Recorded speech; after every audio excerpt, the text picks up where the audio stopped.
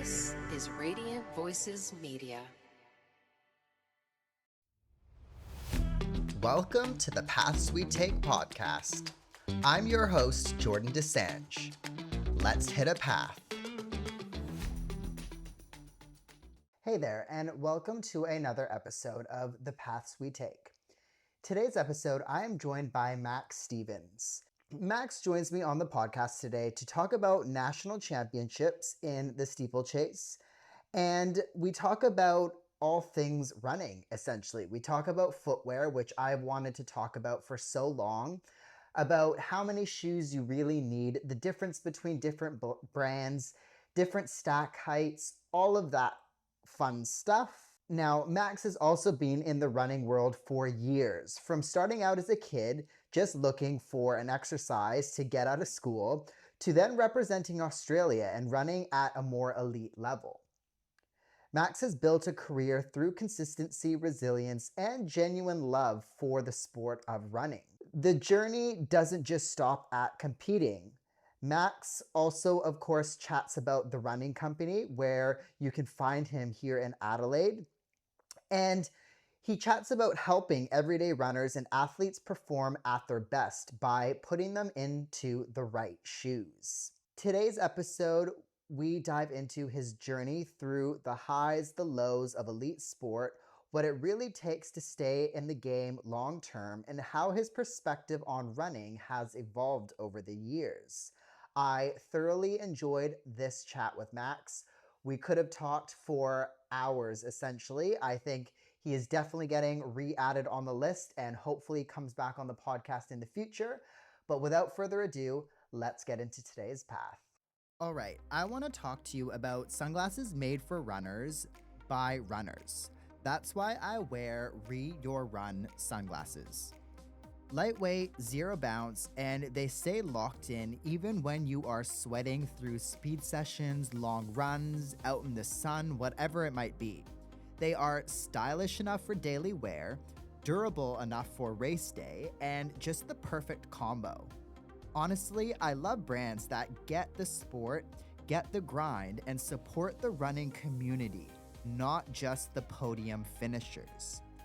If you're serious about your run gear and want shades that perform as hard as you, go check out Re Your Run. Use my code Jordan10 to save some money and get yourself some stylish sunnies that actually perform and look good.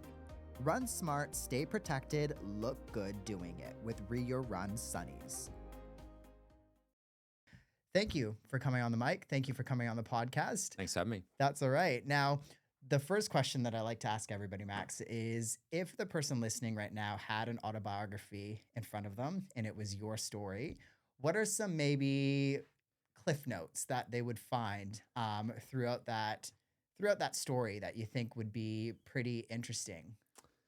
Yeah, I as I said, I listened to a couple of episodes coming in, and I've been stewing over this answer. But I don't know. I think I've sort of just always kind of just gone with the flow and taken opportunities that have come my way and sort of, I think, accidentally fall into a lot of things, like with whether that's running or even the shop now. So, yeah, almost like jack of all trades, master of none in a lot of ways. But that's the best way for things to happen, isn't it? Yeah. Just like falling just into organically. place, and it feels a bit more natural, and I don't know, just the spark of the moment is quite interesting and fun. Yeah, honestly, I don't really know if I have a decent answer for that just yet. We'll have to Dive maybe a little circle bit back deeper. into it. But that's good. University dropout, close but no cigar with running, and then or semi-reluctant businessman, but now very, very fulfilled, I'd say. Really enjoy life. So very lucky. Oh, good. I think like it's a very hard question because I think too, we're always a bit modest and we don't know what to bring up.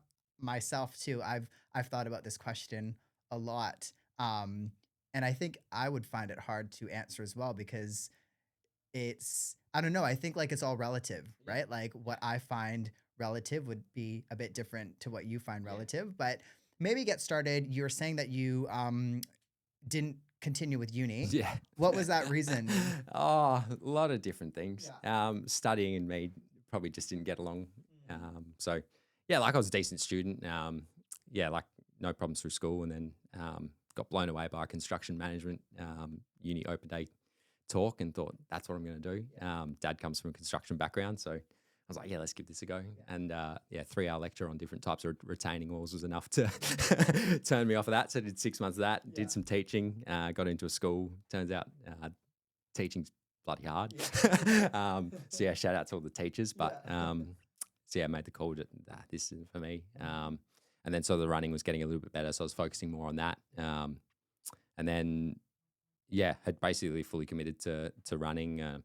Then started a bit of media and comms on the side, which I really enjoyed. Like the content for that was great, and like certainly learnt a lot. But then started 2020. Obviously, that was meant to be an Olympic year, and my chances of going to the Olympics were looking good. So let's go all in on running again. So parked that, and yeah, COVID happened. Never went back. Here we are selling shoes for a living now. So it's all worked out. Certainly, I think, I don't know, like, I think at the end of the day, like I still learned so much from everything I did. Unfortunately, there's no piece of paper at the end of the day to show for it. But yeah, at the end of the day, you learn so many different skills and like, yeah, I mean, apart from maybe construction management, like learning how to teach and understand and read people is so important for everyone. And then obviously media and comms, like being able to communicate properly with people. And turns out ChatGPT came along and it doesn't, it's irrelevant now anyway. But yeah, certainly like learnt lots. But yeah, I think, yeah, as I said before, like just everything's kind of just fallen into place, luckily for me. But obviously you've got to be the right person at the right time. So yeah. Well, that's the thing. And I think too, like sometimes you have to put yourself in the right place at the right time. Did you find that you were always in the right place, or you know, for things to fall into place, or did it just naturally kind of come to be? Kind of, but I think naturally I'm the type of person where, like, if I'm in on something, I'm in. And especially with what's ended up happening with the shop. So before I ended up at the running company, I worked at Run DNA, which used to be called Joggers World. So I worked there for just over 6 years, and loved my time there. But yeah, I think ultimately I just like loved being able to connect with the runners that came in and talk about shoes and hang out with my mates and talk running all day. And then an opportunity came up to go to the running company. And yeah, sort of Chicken, who founded the running company, he's been a great mentor of mine. We discussed, what does the future look like? And I thought I might work for a brand or something like that. But the opportunities for that in Adelaide, being a small market, is fairly slim, and I wasn't really kind of keen to move just yet. And then the sort of discussion came about, well, why don't you have a store of your own? And I thought I'd go open a nice store, probably down Henley Beach or somewhere like that. No secrets, but yeah. And then it ended up, it was the right time for Chicken to part with the store, and the right time for me to buy in. And that was kind of at the crossroads of me not giving up on running, but stopping pursuing that more professional dream, I guess. And yeah, we haven't looked back. And obviously I worked hard enough, and he saw in me a potential future store owner. And yeah, once it's your baby, you certainly work hard for every dollar that potentially walks in your door. But yeah, I think all through school, all through uni, everyone bangs on about find something you love doing and find a way to get paid to do that. And yeah, I found my thing is I just love selling running shoes and connecting with the running community through the shop. So we found a way to get paid for it. There you go. Because it sounds like all the steps that you've taken have essentially naturally kind of moved you to where you are now, right? And like you were saying, the skills that you learned from uni, the skills you learned from teaching, like you can take that into multiple situations. And I think like it's important for us to reflect on those kind of things, because I think too, we're hard on ourselves. And like, I look at myself in the past as well, the things that I've done, the things that, you know, I've moved on from to where I am now. And like, I think it's easy to sometimes think of that as maybe a failure as well. But like, if you don't think of it that way and you think of it as, oh, well, I came out with X, Y, and Z and I'm using those things now, it makes it even more fun, really. Yeah. When you found kind of what you're made for. Yeah. Basically. And I think I kind of look back to, like, if I take a step back and I look at whether it's friends, jobs, or like our customers that come in, and even thinking back to like when I was a kid, like if you'd said to me, like Max, you've got the opportunity to run and own a sports store or a running store, I'd say that's sick. Like you get to hang out with all the new shoes, and I think the pinch me thing for me always is like when we go into a buying period. So like we get to see products at times 6, 12, 18 months in advance of you guys as the customer. And yes, Instagram, you get these leaks and stuff, but I see the leaks and like I've seen them 6 months ago. Yeah. So like by the time it actually comes to market, like I'm like desensitized to it almost. But that stuff, that touch and feel, that new thing that no one else gets to see, that's still like that's probably a bit of a sucker for the shoe tech and Especially now, geeky like stuff. there's so many cool things coming out, Yeah. and there's so many things that has come out over the Yeah. past, really. And I feel like the running space, shoes, technology, it's all exploded, Yeah. even in the last 3 or 4 years. And I think it's hard sometimes to wrap your head around what's been updated, Yeah. where to, where to go when you're in a store, Yeah. or like what brand to go with or whatever. Like it's evolving so rapidly. It is interesting, Yeah. it is fun, but I do understand it is hard to kind of keep up with all of the Yeah.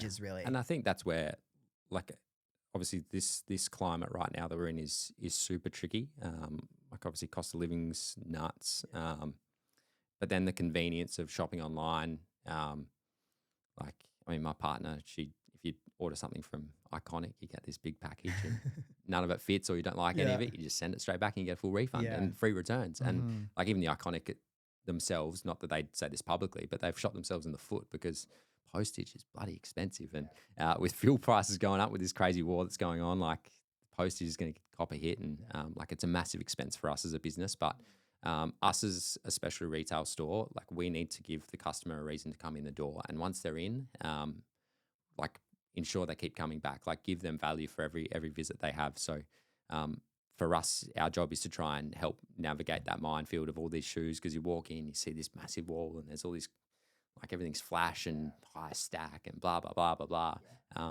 It's like candy store, but our job's to try and narrow that down, because for most runners, it's on that day, there's only one of those shoes that's going to work for them. So how do we cull 80 into one potentially? So our job as retail is to help support the runner, help provide them with a shoe that's going to give them the best possible experience, take the guesswork out of it, and that comes from us, being as we've already touched on, like we're part of the community and live and breathe it, and we want to try and hopefully provide you as the runner with the best possible shoe underneath your foot to help achieve your goals. I'm a big believer when you are looking for a running shoe, I'm a big believer going into a store versus, to try things on, to find something right for your foot. And this is coming from, yes, maybe the physio side of me, Yeah. but also the runner side of me as well. And like, especially the last couple of months, I've been dealing with like an Achilles niggle, and like I've noticed massively. I've always in the back of my mind noticed the importance of knew the importance of shoes and whatnot, but like massively improved the Achilles niggle with just kind of the footwear options that I'm using, right? I think like footwear is so important, and footwear, it's hard to get the right shoe when you're just shopping online. Because you don't know. And I think as well for us is that a shoe that worked for you 12 months ago, the update comes out that potentially is completely different, or they discontinue your shoe for whatever reason. So for us, there's always an alternative. Like we always have a solution. It's just, what does that solution look like in the flesh? And we come to that through like heaps of training, heaps of trying shoes on, but then as much as anything, like it's experience. Like I'm sure we're not going to talk shop the whole time. We'll probably talk a lot of running as well, but I've had Achilles issues. I've had plantar fasciitis.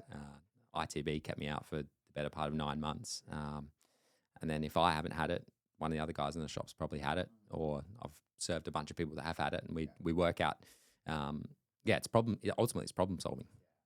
If the customer knew what they wanted, they wouldn't have come in. They would have got it online. So how can we help solve the problem? When you have somebody come in, let's maybe start with, you have somebody come in, they're looking for maybe like a daily trainer, your average runner who maybe does a session in the morning or the evening before, after work or whatever, isn't looking for anything special, just looking for something that, can help them help them train Yeah. 3-4 days a week or whatnot. There's so much on the wall. There's so much out there these days. And like you were saying, there's a lot of flashy Yeah. shoes out there right now. What do you think they need to start looking into? Or I guess for us, like when someone comes in the door, like and the way that I kind of try and teach the staff is that we want it to be, yes, it's a transaction, but we want to build a relationship. Most of the people that come into the store that have obviously run like performance running goals, we see walkers, we see like heaps of postpartum, like new mums come through, old ladies that take their dog for the walk. But for us, if we've got a runner that comes in the door, the last thing I want to do is sell them a bad pair of shoes, because more than likely I'm going to roll up to an event, pin my bib on, and then they're standing next to me in the start line. So it's in my best interest to make sure I do a good job with them. So, but like it's for me anyway. I think of it. There's kind of two ways of thinking. There's fun and there's function. So fun didn't really exist pre-COVID. Like shoes were pretty boring. You had your racing shoes, but racing shoes were flat and aggressive and hard, and they were basically exclusively for the more elite guys because they had the strength to be able to handle that type of shoe. Whereas now we've got shoes like Super Blast, Super Comp Trainers, Cloud Monster Hypers, those sorts of shoes that are fun and exciting, and they give that pop and that bounce. And in a lot of ways, they're shoes that get you out the door. So that plus your carbon plated racing shoes, that provides the fun side of things. But then the other thing's function. Like, what are we trying to achieve with this shoe? Is this a shoe that we need to try and nurse someone back from an injury? Like if it's tib post, maybe we need something a little bit more structured. Or if it's an Achilles, we're either looking something stiff rocker or something with a nice high heel pitch. So it's about, I mean, more than anything, really, the customer comes in the door, it's kind of an interview. Like we just have a discussion like we're having now, to try and build this picture of someone, same as you guys as physios or podiatrists, whatever. A new patient comes in, you want to get to know them as quickly as possible, and work out what you need to do to help them with their, whether it's recovery or to help them run faster, whatever that may be. So you probably almost learn more from that initial discussion than what you would by getting to run on the treadmill or what have you. But it's partly like, what's your injury history? What shoes have you had in the past? Have they worked? Did they not work? Why? And then also like, what do you want to try? Like running's cool. As like, it's not, you go back 10 years ago, like no disrespect, but the crap we ran in compared to now, like it's amazing that we're still running. And it's to me, it's no wonder that the sport's grown so much, because the product that you have available to you now is so good. And I think that we're starting to see like Super Blast 3 launch the other week. Super Blast 1 and 2 has been like the jogging and the kind of do-it-all shoe for the market. But because the product is so good, that initial demand on shoes like Super Blast 3 and even Mega Blast really, it probably wasn't quite to the same extent as what previous launches of Super Blast were, because like I don't need to upgrade because I've got this great shoe already. So I'll let Jordan run in it for a bit and see what he thinks. And if he likes it, then I'll go on down to the running company and grab myself a pair. So yeah, it's a forever evolving market, but long answer to the story is completely individual preference. But yeah, there's no one size fits all. Just depends. Do different brands offer something different? Like, do you find that New Balance offers something versus Asics versus like, does everybody, or are there similarities between? I mean, yes and no, because like ultimately the brands are competing against each other. They believe they have a shoe that is the best racing shoe, or the best stability shoe, or the best recovery run shoe. So everyone's trying to go at each other, but even within that, like each brand is still so unique in their own DNA that you're going to find that some brands ultimately work for you and others don't. But our job as specialty retail in particular is to challenge the customer. As I said, if they didn't need help, they wouldn't come in. So, and a brand like Puma is a really good example of that. So you go back, pre-COVID, Puma was not a running brand at all. Fast forward to now, like Puma's our number one racing brand in store, thanks to the Fast R3 and the DV8 Elite 3 and 4. But yeah, we sort of watched Puma for a couple of years. We saw probably 3 or 4 ranges from them, but they had new leadership come in sort of just before COVID, and they said, mate, we've got to be good at running. If we want to be a serious sporting brand again, we need to be strong in running. So they kind of went and hunted and handpicked a bunch of product designers from all these different brands across the globe, and built this team and basically said, go your hardest, which for a shoe designer, like that's nirvana. So they got to start from scratch this brand. And yes, it took a little bit of time to build that technology up. But what you're seeing now is a brand that's, obviously making serious good performance products, but then they're backing it up with really good daily training. And their mates across the highway at Adidas, like they've always had some of the best in class racing product.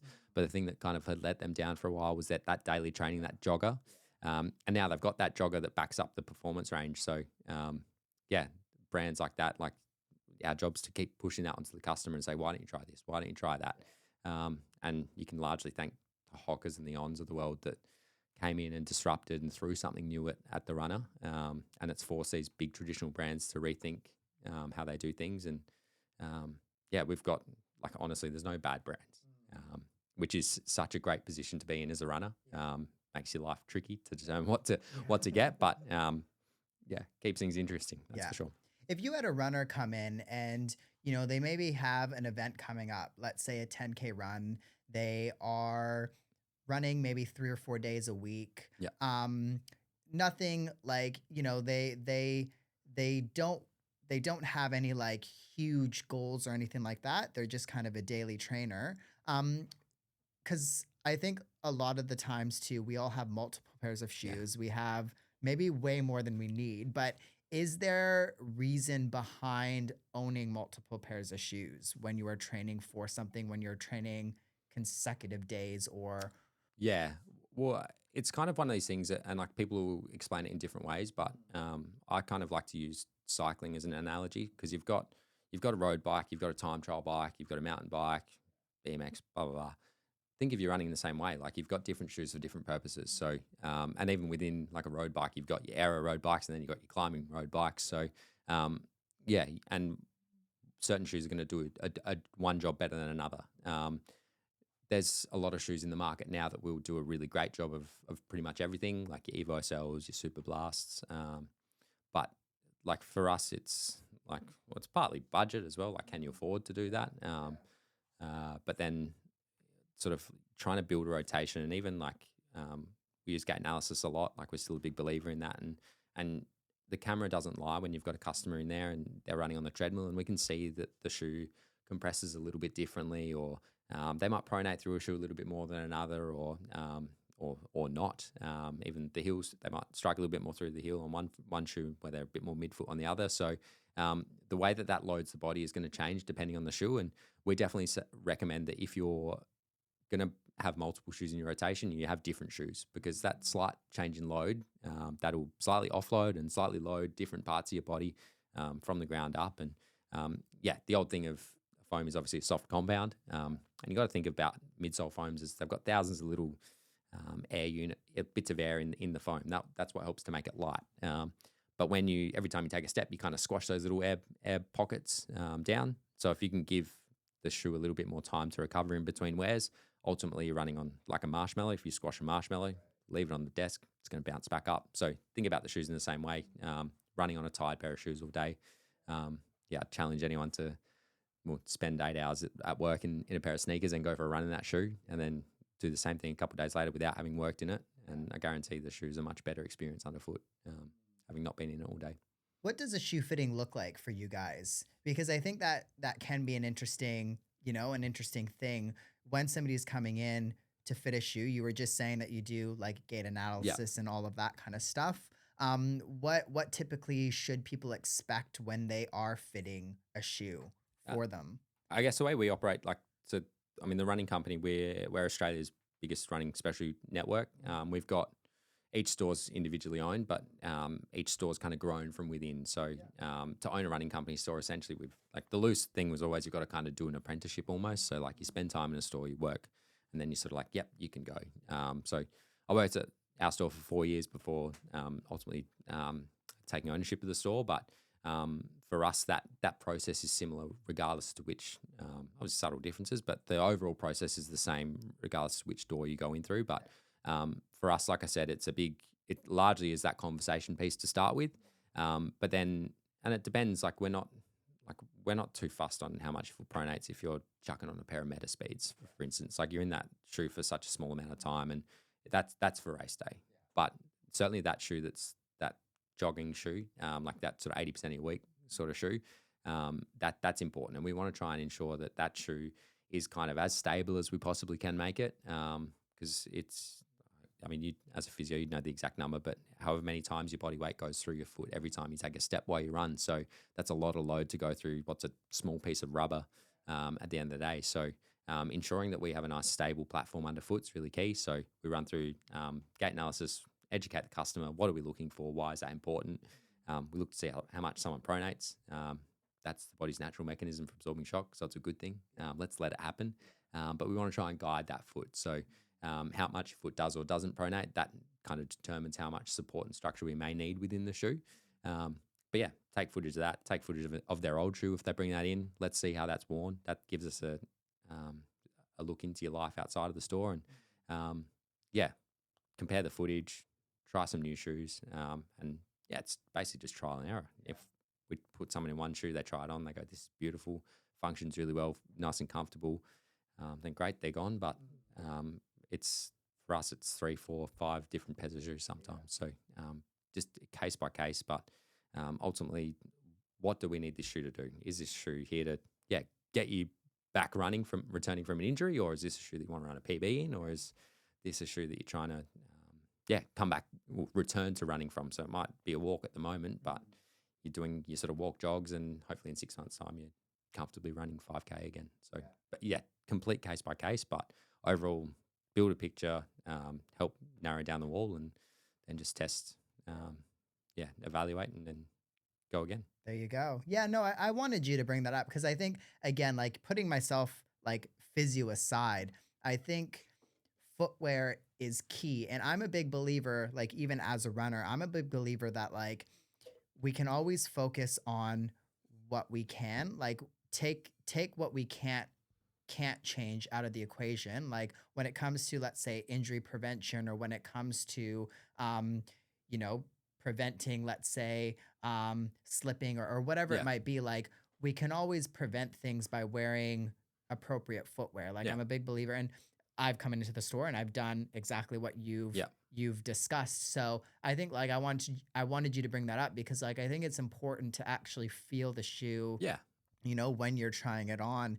And again, it's hard to do that when you are shopping online. Yeah. And I understand that like it's more convenient shopping online. And I do think though, like footwear is something that if you can just take the time to maybe just go into store and figure out what's best for you, really. Well, your shoe is your tool. That helps you achieve whatever you need to do in running. Yeah. Regardless of how big or small that job is. You can't, again, back to cycling, you can't ride without a bike. Yeah. Your running shoe is just as important as the bike is in cycling. So do it properly, invest the time, and ultimately like getting that part of things right potentially saves you a lot of visits to the physio and podiatry potentially down the track. Yeah.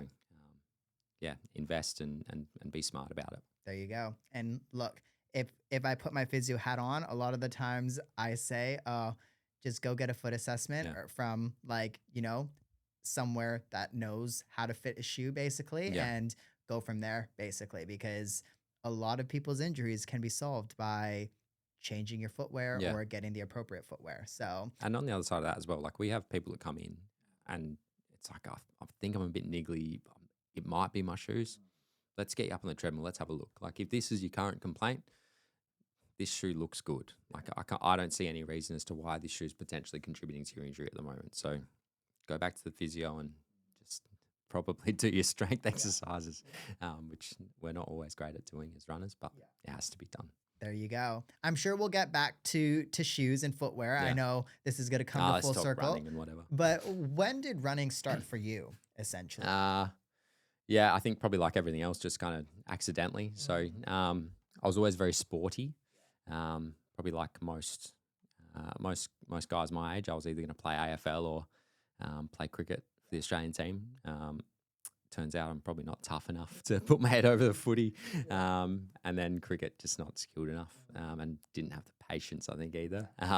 But yeah, so like sports day year 7, did everything, did the 1500 and did okay. Like I think I was finished second, but there was probably only 4 of us in the race.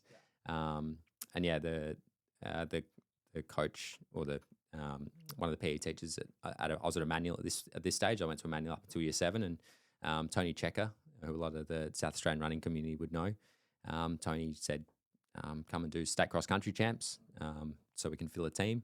So went and did that, and I had just the best day ever. I always, when you're a 13-year-old boy, anything to get out of day of school was good. But it was like hosing it down. It was muddy. It was cold and freezing. But it was a 3K race, and I wasn't very good. Like I think I finished 66th out of 120 odd. But I just loved it. I thought this is so good. I never had considered running at all. So I was like, I went to Sacred Heart from year 8 through year 12, and so year 8. No, they didn't have a team or anything necessarily, but I said, I had a great time last year. I'd love to go. And then, I finished 15th, and I was like, okay, well, maybe if I tried a little bit. I was still playing footy and cricket on the side, but I was like, maybe if I try a little bit at this, something might come of it. Next year, went back again. I think I finished 7th or something. Just missed out on making the state team. Then there's that little bit of extra incentive to, if you try even harder again, then you could go to nationals. So, I was sort of, this is what I'm going to do. Again, still played footy, but then cross country on the side, and finished 3rd to Jacob Cox and Luke Hargraves. Jacob, the running community here would know very well, and Luke was a great junior runner and struggled with some injuries since. It was basically from there. Just every year, just couldn't wait for cross country season, and sort of started doing a little bit of pro running in the summer. And I was good at a state level, but would go to nationals, get belted, and I was okay with that. But once school finished, I spoke to Adam Diddick, who's the coach at Team Tempo. At the time, basically, it was just Jess, was now Stenson. Jess Trengo at the time, she was kind of like this figurehead. She'd made the 2012 London Olympic team in the marathon, and I was like, if I'm going to get a little bit serious about running, then that seems like the place to go. Went out there, and from there, it kind of just took off. What do you think running did for you back then? Probably a form of identity, I think, more than anything else. Just because running as a sport, obviously it was still a thing, but you'd have your fun runs, and City Bay was always a big deal.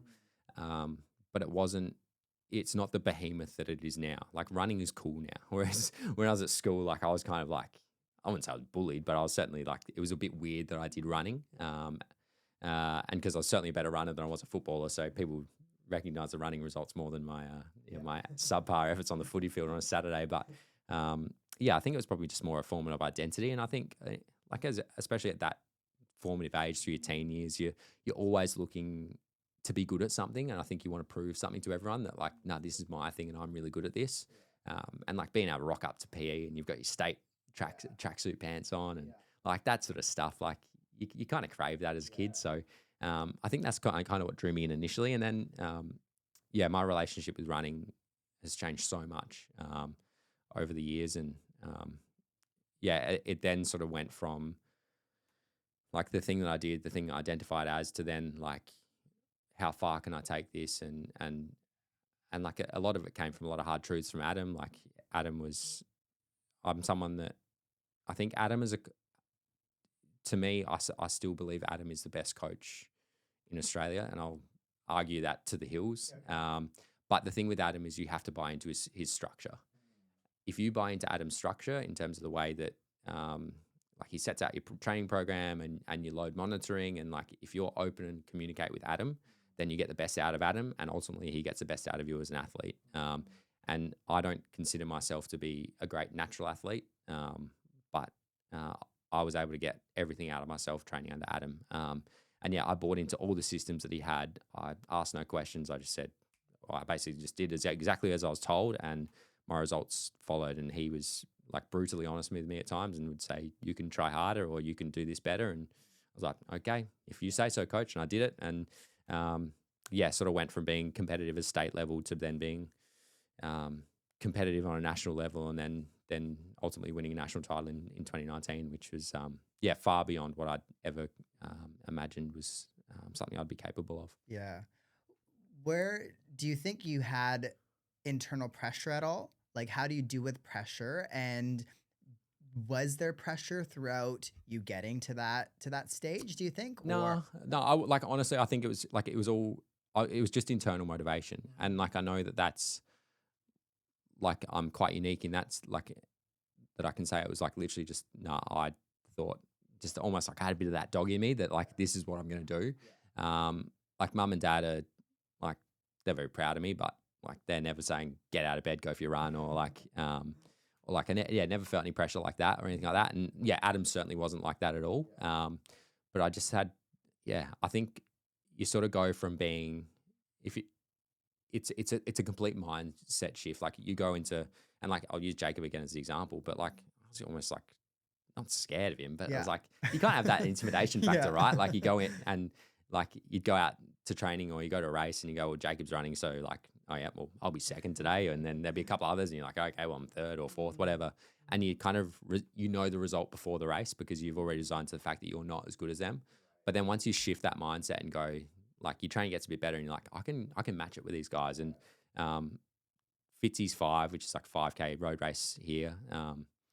That was, well, Adam was actually at a holding camp for the Rio Olympics with Jess. So I spoke to Adam on the way into the race, and like my training was going pretty well, but Adam was like, just go and win it. Like whatever you got to do, just win it. Just go up the front, run away with it. And I was like, "Oh, okay, if you say so." And then that's what I did, and that was kind of my big breakthrough. And it was all of a sudden that mindset shift of like, stop being competitive, go and win the thing. And then from there, it was onwards and upwards for me as an athlete. So yeah, I think it's like, yeah, I'd love to spell it out a bit more, like, but like, I think it's just like, I think when you look at the competitive side of running, once you get to a point where you're like competing in races, like everyone's fit. But it's like ultimately, like it does kind of come down to who wants it the most, and yeah, who's got that dog in them to get the result. So who's in the best mind space too? Yeah. Because like you were saying, I think the mind space is everything Yeah. as well. Like if you go into something feeling like you're not going to fit in, or that you're not going to win, or that you're going to be third, Yeah. then you're already putting yourself, like you were saying, in that situation. Yeah. And I think in endurance sport and running, it's interesting because we always, I think, compare as well Yeah. to that kind of stuff, to these metrics or to what that person's done or whatever. And I think like if we can get out of that mind space as well, that can help Yeah. make that shift. And I think the beauty of running, and the thing that's always drawn me to running, is that it is as black and white as it comes. Like it is like, you run this quick. Like cool. That's Yeah. that's how I stack up then. Yeah. But yeah, I think yeah, like I went to, like there was this sort of period like 2017 through to COVID where I'd rock up at the track locally anyway, and I'd win every race. I knew going there I'd win every race. And then poor Adrian Potter, I used to toy with him almost a little bit on the track, but then we'd flip the switch, and in winter I'd hang on, and then he'd bury me on the road all across country, and we kind of had this nice ding dong summer winter going on for a long time there. But yeah, like ultimately it was like it kind of ended up just being like, just winning's addictive, and if you can kind of put yourself in a position where you get to win a lot, like it is great. And yeah, very lucky that trained hard enough and got good enough that I was able to have that little period of sustained success. Because it's much harder now because the guys running around now are a lot better than they were a couple of years ago. So, but no. Have you always had that trust in a coach, in somebody else? Because I think running can also be very individual, right? Yeah. Like, we're doing it by ourselves. And I think it's easy these days as well to think that we can do everything by ourselves, but coaching is quite important. Yeah. But also believing in the coach is very important. Yeah. Like you brought that up, and I think that's so important to discuss as well, because, like I think if you don't have faith in who you're working with, then that's also going to make and break, your goals as well. Yeah. I think the thing, like for me, I didn't come from that athletics or running background. And I'd seen the results that Adam was able to deliver with other athletes. And I think him and I really connected, which obviously helps, but like he's basically spending his whole life dedicated to helping these guys, or helping us as athletes get better as runners. So I think that the whole role of a coach is to set it out and take the guesswork out for you, and to give you a process to follow that ultimately is going to hopefully lead to success. Should you follow that that plan? So I had between like Jess and even Maddie Heiner earlier days, seen these athletes come, or not come through, but yeah, seen these athletes develop, and more often than not, they'd get to their goal races, whether that's Olympics or like a local race or whatever, and they'd perform. And it's like, well, they're performing because they're doing as coach says. But especially, I think now as well, you've got like YouTube and like Chat GPT. But yeah, like, and like, I mean, I look at even I like quite enjoy indulging in like Jakob Ingebrigtsen's latest YouTube training diary, and like every athlete does it, and like obviously you see like Izzy's starting to do it now, and I think the athletes now can very easily get sucked into that, and I think there's so much joy in that simplicity of what it was like back then, where you'd still put your stuff up on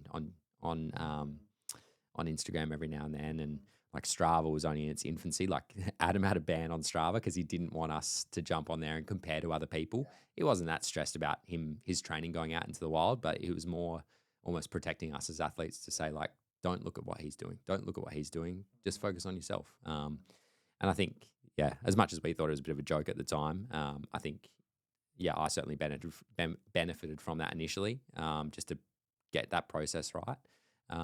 But ultimately you're obviously runners one, like you pay a lot of like really, really good quality athletes in their own rights, but these guys are experts in their field, and like, I mean, push back onto physio again, like you can Google what to do if this part of your body hurts, but you're just guessing.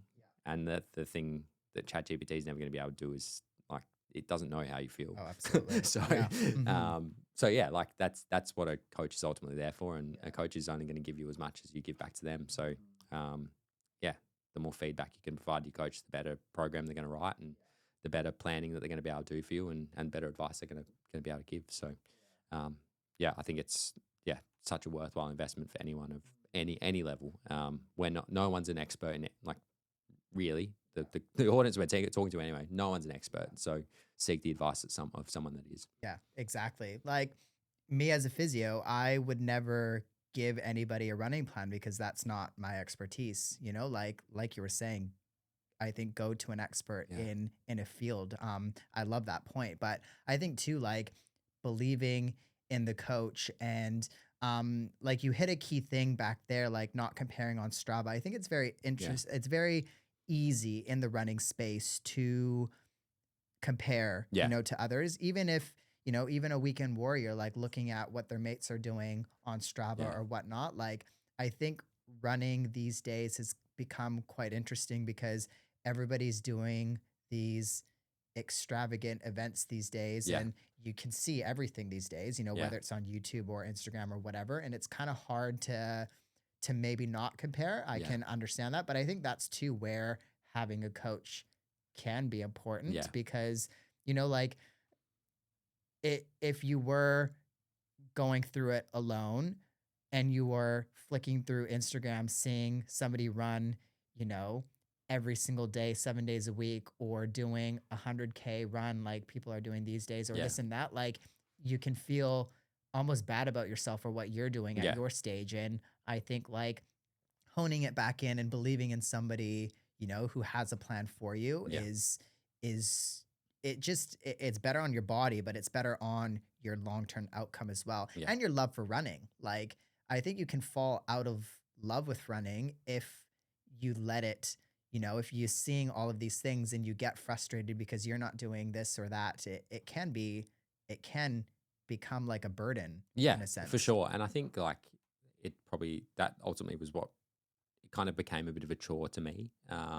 Sort of like further down the track, but it's like running, like what are you running for? Like, and I think like my answer to that right now is probably social more than anything else. Like I'm like fortunate that I did enough years of training really hard that my like sort of base fitness is handy, and like it doesn't take me long to then like get a little bit fitter again. But and I'm never gonna like try and challenge for the PBs I had, but I enjoy staying fit. But the main thing I run for now is to catch up with my mates, and like every now and then I've got to run on my own, and I'll go for a run on my own and go, that's boring. And that sucks. Yeah. So next time I'm going to run with my mates. Yeah. So, I think that running, like ultimately, like running is an individual sport. But it's sort of, I think individuals probably need to work out what their relationship with running is and what it's going to look like. And if it is for performance, then yeah, sure. Like you probably do need to figure out a way to switch off from what other people are doing. But I think it's, I don't know, like I pack around a golf course, and golf is so frustrating. Yeah. Like it's like I can hit a ball okay, but I'm like shooting maybe into the 80s on a great day. But I think, and I get so frustrated out there. I'm like, why are you getting frustrated? You don't practice this. You're never going to play professionally. And I kind of almost think like, almost wonder whether that's the sort of thinking that like a rec runner probably needs to have as well. Like, I don't mean that. I don't want that to come across as being controversial at all. But it's kind of like what you do is based on what you can put in. And if you can only run 3 days a week, then how can you expect to run what your mate's doing on Strava that's running 6 days a week? And like, I think like, because there's so many we'll call them recreational runners, but like going back to the shop, the people that I love seeing in the shop the most is every now and then we'll get some guy walk in and like, he's still pretty solid, but you kind of chat, oh yeah, how's your running going? It's like, oh yeah, just getting into it a bit, like just walk jogging at the moment. But I was like, oh, what got you into running? He's like, oh, like I was actually 160 kilos 6 months ago, and he's probably still 110. But you're like, you've dropped 50 kilos, like that stuff, like that gets me going in the shop. Like when I see someone that's like that, to me is the most impressive thing ever. Or we see a lot of like young mums, like they come in, they've had their second or third kid, and they did run a long time ago, but then having to, we can't all bounce back like Jess Stenson did. Like that's near impossible for most people. So like the fact that these women put themselves through so much, and then they can find time within looking after a couple kids and probably working as well to then go back and like just get back to running a 10K in like 50 minutes. I'm like, that is nuts. Like I find that stuff so inspiring. So I think that's probably the stuff that like impresses me most about the running community at the moment. But yeah, it's just, figure out your own relationship with it. Why do you do it? And then, figure out how to get those kicks and tune out to the other BS. Yeah, I think your why is super important. I love that. I love that one. From nationals, where did things go from there? So 2018 was sort of the first year I was like, I could like potentially make a team here. I actually, Jacob Cox, I raced in Newcastle, missed the qualifying standard for the Commonwealth Games by 2 seconds. A couple of weeks later, Jacob Cox actually paced me at our state championships here, and we got the qualifier, which was great. And then,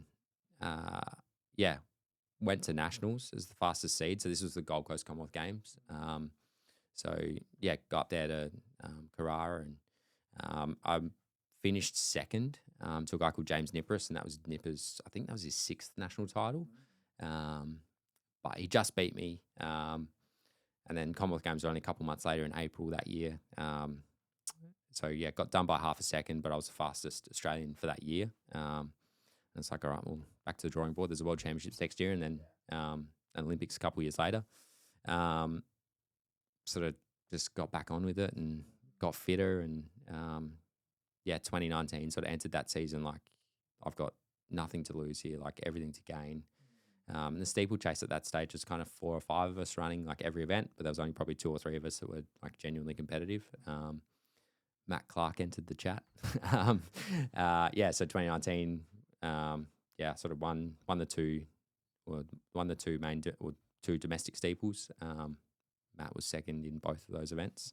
And then got to nationals, and like athletes talk about flow state a lot, but nationals that day, that was my flow state. Like I went in there and I was like, the only one that's going to beat me today is myself. I'm going to do something stupid, but you're not going to do that.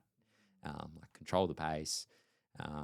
600 meters to go, you're going to accelerate, and you're just going to burn everyone to the ground. And I did exactly that. I almost stumbled on one of the hurdles with 300 meters to go. Got a bit too excited. Eyes lit up, but across the finish line, that was just the best feeling I've ever had. yeah, and won in like a pretty quick time as well. So I ran new PB on that night to win the national title. Went to America, raced at Stanford University, and ran 8:29, point 0.4, which was 0.4 of a second off the World Championship standard. And I was I think I was the first guy to go sub 8:30 since maybe 2012, first Australian. So I've been 7 years since anyone done that, and I was kind of the first of that crop to do it. So, and obviously that was the year before an Olympics, so I'm starting to dream big with that. Although we missed the standard, they'd changed the qualifying for the Olympics, so they kind of had a quota. So it was just like, we're going to take the best 45 athletes in the world. So over the course of that year, my ranking improved for the Olympics, but it was still a standard for the championships. But we thought I'd get in on roll down, so I think I was ranked 39th. Then the World Championships that year in October. Normally that would be sort of August, September. So the qualifying window stayed open a lot longer. And then literally like the weekend it was closing, I went from ranked 39th to 47th. I had 8 guys jump me. I was like, oh, bugger. So like hopefully something came up, but it didn't, unfortunately. But we're like, that's okay because we've got the Olympics next year. Went to World Uni Games that year as well, which is another great reason to go back to uni, was to get to World Uni Games. So for those that were there, it was just the best trip. It was in Naples in Italy, which was incredible. I ran like an awesome heat and then completely buggered up the final, but that's okay. We move on. Good experience nonetheless. And then, so 2020 starts. I had a little bit of a niggle going into 2020. So it was a little bit of a slow start to the year, but I'm like, that's okay. Like the Olympics are in August. I'm going to be fine here. So start getting going. We went to Auckland for a race over there, end of Feb. That was okay. But I was sort of like really tracking in the right direction. But my ranking points had improved really well. And at the time I was ranked 27th in the world, and they were taking 45. So I was like, I basically had to stay upright and I would have gone to the Olympics. And then COVID hit. We had no idea what was going on, but you'd filled out all your paperwork for the Olympics and everything, and you're dreaming of what was going to be. And then the world shut down, and it's like, okay, we'll see what happens now. And I reckon it would have been June or July. They said that all qualifications so far would be scrapped, with the exception of the marathon, because a lot of the marathon teams had already been picked. But athletics was basically just start afresh. So my safe position in the Olympic field had been completely taken out from underneath me, and it was sort of like, all right, well, back to work we go. And then as Matt said, I was moving really well. Went to sort of like a little bit my head a bit. Like I must admit, I was kind of like, I think then at that point I'd put the pressure on because last year was a foregone conclusion basically. It was a pandemic that took it away from me. So I think I was a little bit in my head about how much I had to catch up on, I guess. But then, so I was probably pushing a little bit too hard. Didn't have the results initially that I was hoping for. Raced a couple of extra 5Ks that in another world we probably wouldn't have done.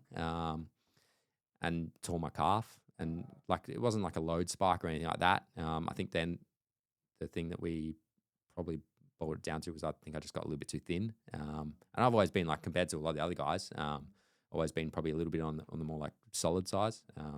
But I just got a little bit too thin, I think, and that's what blew the calf out. And a few honest discussions with Adam, and it wasn't going to happen that year because obviously we couldn't travel overseas either to chase more qualifying opportunities. So we basically said, well, it's probably not going to be this year. So, then that was where the opportunity came up to help pace Matt. And it was sort of like, Matt's a great guy. I was one of his groomsmen, he was one of my groomsmen.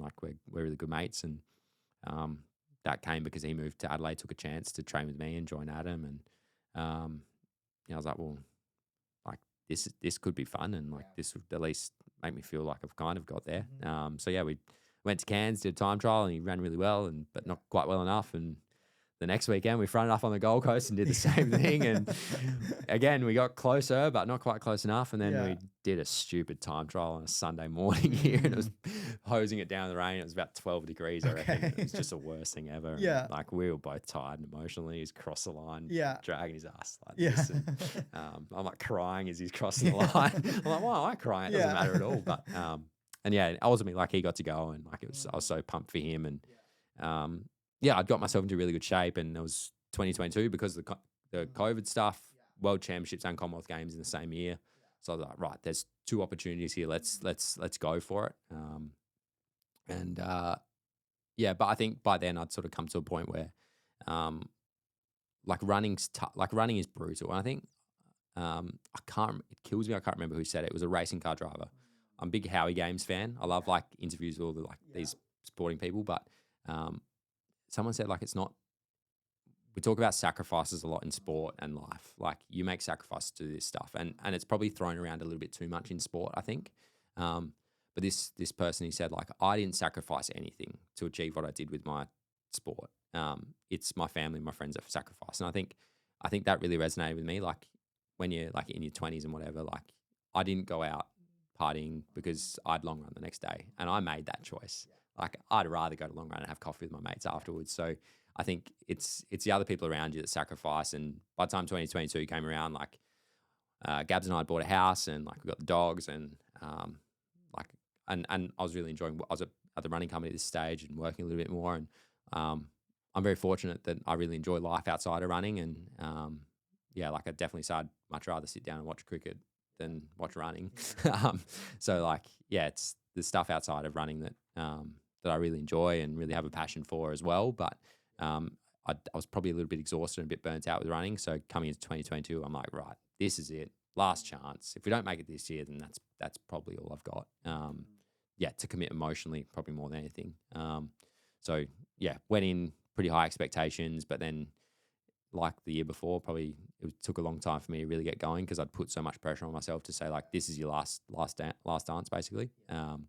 So yeah, we ended up. I wasn't going to go overseas, but then we just don't have the opportunities in Australia to qualify really. So had a really good race in Melbourne, finished second to Matt at Nationals. So we had really good ranking points, but we had to go to overseas to get more points and ultimately get into faster races because that's the one thing that Australian steeplechasing in particular lacks is that depth.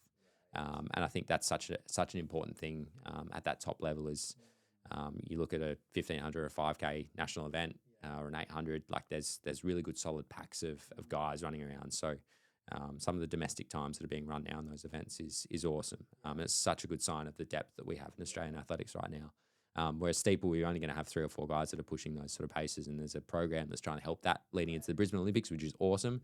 But yeah, at the time we didn't have that, so you have to go overseas. You have to get in these races where there's pacemakers and deeper, thicker fields that are going to help to push you further. Because it's not that I wouldn't say there's like a drag element of it. Like you don't get any real gain from sitting behind someone, but it's definitely that switching off and trusting that the pace is on, and that helps you conserve energy. So yeah, go over the States and jump into a bunch of races and see how we go. And I had 2 like pretty good races and 2 like real bad races, and sort of just finished on the outside of the quota again. And yeah, but basically by the end of the last race, I was like, because I travelled Matt,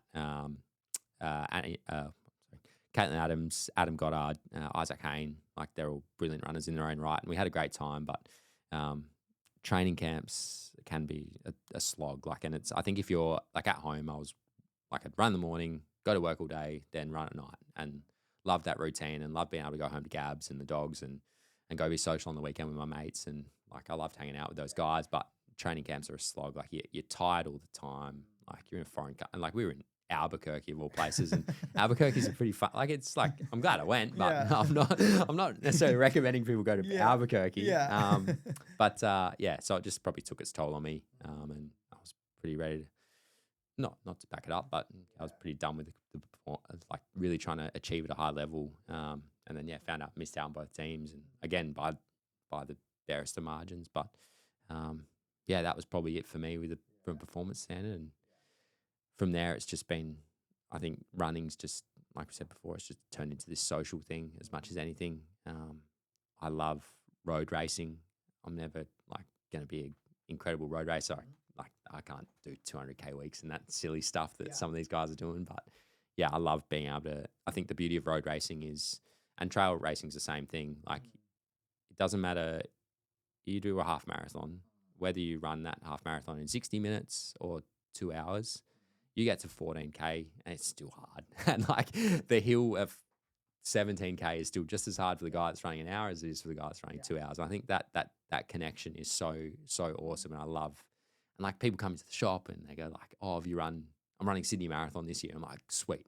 When you get to this point, it's like so hard, but it's so worth it when you get to this point and this point and this point. And I think like I love that side of road running. And trails is the same. Like you got these fast trail runners and you got slow trail runners, but they're all just out there having a crack. And I think track running in particular is so insular and in a lot of ways takes itself too seriously. But like it's a completely different world, and that's not to get too political, but as a sport, like Athletics Australia has always wanted to try and connect that rec runner and bring the sport under one banner, because ultimately it's still running. It's track and field, or it's road racing, or it's trail, even triathlon. You can lump in that situation as well, but they're two completely different worlds. And like I think you label things as state championships, like immediately you turn off 95% of the running population, really. Like Riley and Jacob and Fraser and Izzy do a great job of getting a lot of the runners one guys out to these state championships. But like the guys that I run with, I'm like, "Do you want to go do this 5K at the track?" And they're like, "Nah. I do a state champs. Yeah. What am I doing that for?" Yeah. And like, I don't blame them. I don't blame them. So yeah, it's the whole to be out of track running is like, just so refreshing, and I love it. Yeah. But runner, like I love what you brought up. Like a runner is a runner, you know, like it's different worlds, but whether you're doing, a track running or a 5K or, a marathon or whatever, it's still running, really. Yeah. It's under the same umbrella and it's the same world, really. Yeah. So it's interesting to me how, these different avenues are separate still. And it would be cool if they could all kind of come under one umbrella one day. What does running mean to you now after all of that? I think, there's so many different layers. And I think like for me, it's in particular, it's probably finding that balance between work and play, I guess. Cause like I can't escape it. Like you go into the shop and obviously it's all you do is talk running for 8 hours or whatever. Which is great. I love it. I love the people I meet. I love the product we get to work with, but I think as a thing, it's definitely that routine and that social thing. So being able to get up I'm a big morning runner now. I never was, but Gabs and I are out the door running by 6 o'clock most mornings. Just such a great way to start the day, and like that routine of it. And like when you're injured, I think that's probably the thing that suffers the most. Like I do find even if I have a rest day, I'm a bit like, the whole day's a bit of a drag. Because I think it's just like there's so much value in just moving your body in whatever way that is. If you can have the worst day, or like you can maybe have a slow day at work, or you're not quite motivated, but whatever you've done, you've got out the door and you've been for a run in the morning, and that's so good. So I think it's probably the routine and the social side of things for me is definitely what running is now, and I sort of just like almost try and enter events that kind of take my fancy, which is nice. And like if I can rinse myself to whatever that ability is, or whatever the fitness level is on the day, like I think that's probably the thing that excites me at the moment. But I just love the people that it brings together, and I think like especially comparing to like training at Team Tempo to training like with the guys I run with now, it's like it's so you got to run at Team Tempo, and it's so running focused. I don't know what runners long runs are like, but like you're just talking running, and like obviously I do that work all day. So but I find that like the guys I run with now, they're probably a little bit older, and like you got kids, or like it's talking about the footy or the cricket or whatever, and politics and random stuff. And I think that's probably such a good opportunity to have like here's a couple of hours with your mates that you can just talk shit. And that's like how lucky are we that we've found that avenue in our life. And obviously you having moved here from the other side of the world, like what a great way to meet people through running. And I've got these friends that like I said before, like Jacob, someone I raced when I was 15, and now he's a good mate. And like Matt's one of my best mates, and yeah, certain mates of mine that have come into running because of me through like sort of my Thursday morning group has been so good. And Gabs and I love running together, and that's something that I don't take for granted, to have a partner that enjoys going out for a jog and a coffee. So yeah, Everybody, yeah, it's good because with running, with endurance sport, I think everybody comes from a different story. Everybody yeah, comes from a different area. But then, like you were saying, you have an hour or two on a long run, and you can get to know other people, yeah. or anything comes up. Like, Running is the great equalizer, because yeah, you put your shoes on, you put your singlet on, you go out for a run, and you don't know that that person might be, she'll know who I'm talking about, but they might be the head of Ashford Hospital, or yeah, this guy's just first year uni, and they're on the same run together, and they're chatting about life. And in normal life, they wouldn't cross paths at all. Runners won 500 of them. So yeah, like we're so lucky that running gives us those opportunities to meet all these fascinating people. So yeah, very lucky. what are you excited about in the world of maybe footwear and the world of running? What do you think you're excited about? I think like we're at such a unique point with running, because we've had so much growth as a sport over the last 6 years, in particular since COVID. The way that running's marketed now is so different to what it used to be. Like, as I said, it was dorky, it was lame. Heaps good runners on Instagram. I love his stuff because it's just like kind of takes the piss out of it, and how like running used to be lame and whatever, but which it was.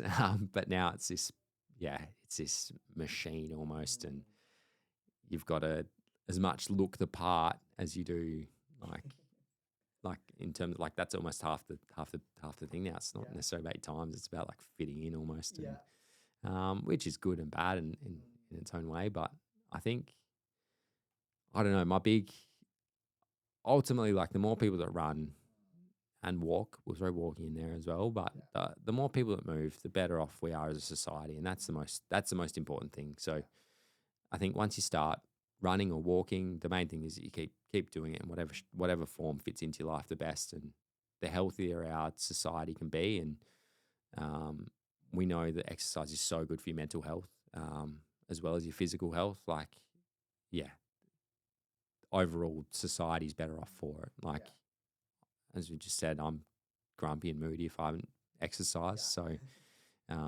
we don't want 27 million Australians being grumpy and moody every morning. Like, get outside and do something for your head. And yeah, I think running as a sport and how it's marketed is going to change a little bit. I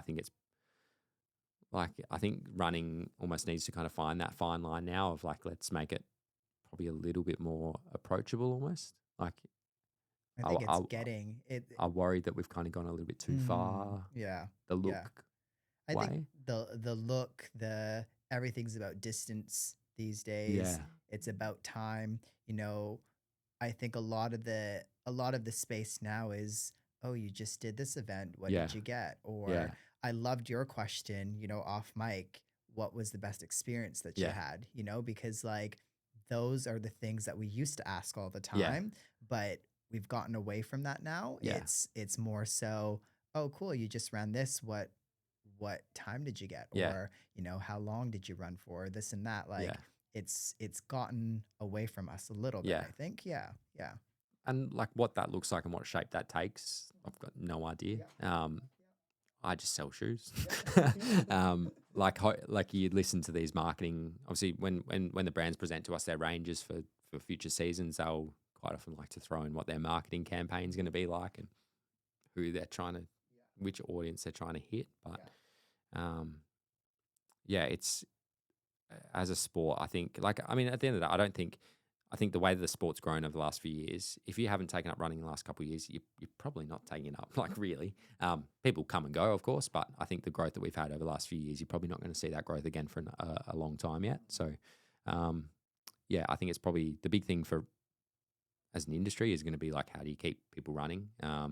People are only going to tolerate missing out on a spot at Sydney Marathon for so long until they find something new, like a High Rocks, or the strength conditioning industry is always going to have something new it's going to throw after High Rocks, and triathlon's the same thing. So it's sort of like, what are we doing as a sport to try and keep things interesting, and how do you keep people in the sport and investing in the sport? So One of the I don't know. yeah, I know. I mean, like you're saying, I'm just a physio, you sell shoes, who knows Yeah. really? But one of the final things that I want to ask is, what are you wearing footwear wise? What are you How long liking? you got? Yeah. Yeah, like I'm in a very fortunate position where like quite often get to wear stuff that a lot of people don't see for a little bit, or you just get it a little bit ahead of schedule. I'm not quite getting this buy-in from some of my staff, but I reckon, to me personally, I'm probably like done with the high stack cushion trainers. Like I just feel like my knees and my hips just go like, what are you doing this for? Like you just got to feel the ground a little bit more, Max. Like a little bit flatter, a little bit firmer. like I was talking about my Achilles. Like I've taken away that kind of stuff. Not like all of my shoes, but hey, you're working muscles that haven't worked for a long time. I think for me, like it's that trainer that's like 240 to 260. That's the thing that like I'm really sort of reaching for at the moment. I think, I don't know. I think that's where the market's going to go, especially if we talk like cost of living. The shoes that are coming from a lot of the brands around that price point are really good. We're getting that super trainer sort of feel in a slightly more approachable package. Like Novolast's, what are we, 5 or 6, whatever the new one is that'll come out in July is awesome. Peg Plus, Endorphin Azura, Evo SL type shoes, Deviate. There's a new version of the Puma Deviate coming without a plate that I've been running in a little bit, and I really like that. So I think, long answer, I'm avoiding how many shoes I'm running in at the moment, but this new Puma Deviate shoe, got a pair from Nike. I picked up the other day a new version of one of the Pegasus offerings, which I like. New Balance Lips, that's a new shoe that's just come out. I really like that. It's just a boring jogging shoe that looks nice too. Nike Vomero, I have got a pair of Super Blast 3. It's good. I like it. But yeah, it's probably like, I think it's probably almost just a long run only shoe for me.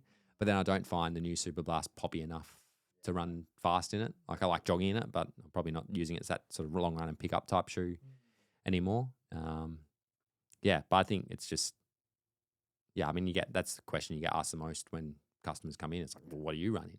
And yeah, to any brands that listen, like the best thing that you can do is give like a casual staff member a free pair of shoes, because you'd be amazed if New Balance give you a pair of shoes. What's the first shoe that you're only working there 2 days a week? What's the first shoe you're looking for when you go out the back? And it's probably a pair of New Balance, because New Balance hooked to your pair. So, I think, like, and the product's just so good. Like I could run in hundreds of shoes and be happy. And it's kind of a running joke that all my mates come over and Gabs will be like, go look in the garage now, see what's there. And it's sort of like got to check Max's garage before you leave just to see how many are there and what he's liking. So there you go. I don't know. They're all good. They're all good. They're all good. They all have something to give, I think. Yeah. Where can people find you guys? Where can people find you? Reluctant social media user, I must admit. Something that I know I should be doing a little bit more of. But the shop's the Running Company Adelaide. And then, I'm Max Stevens.